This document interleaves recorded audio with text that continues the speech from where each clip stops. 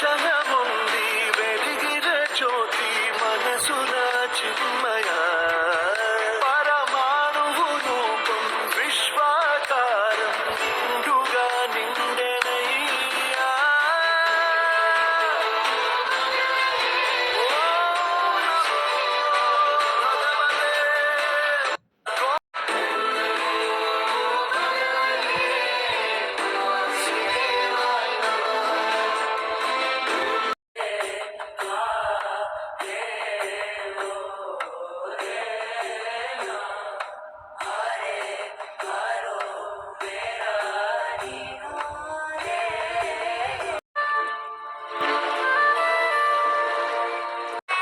రఘుకుల తిలకారారా నిన్నెత్తి ముద్దులాడెదరా.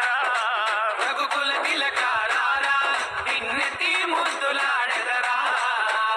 మంగళం జగదాంబ మంగళం మంగళ రూపిణి గౌరి మంగళం వాణి మంగళం కళ్యాణి మంగళం.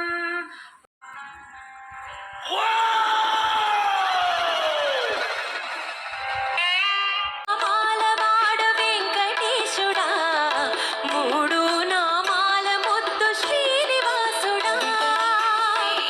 నామాలవాడ వెంకటేశుడా మూడు నామాల ముద్దు శ్రీ.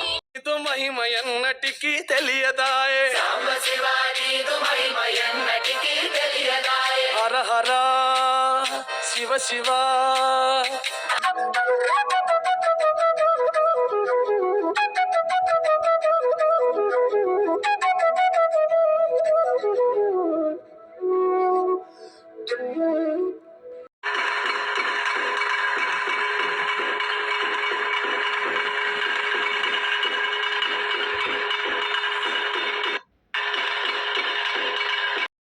తరతరాలకు స్ఫూర్తి రాణి అహల్యబాయి హోల్కర్ 1647లో జన్మించింది.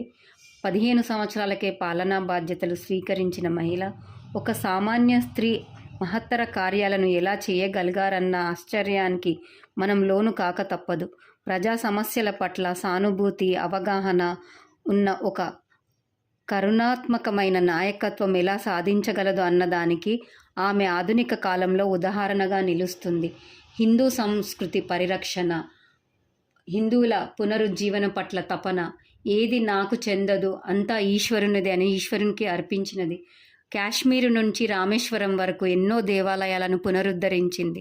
వారణాసిలోని కాశీ మందిరాన్ని పునర్నిర్మించింది. సోమనాథ్ మందిరాన్ని పునర్నిర్మించింది. ఎన్నో దేవాలయాలకు పరిరక్షణగా నిలిచినది.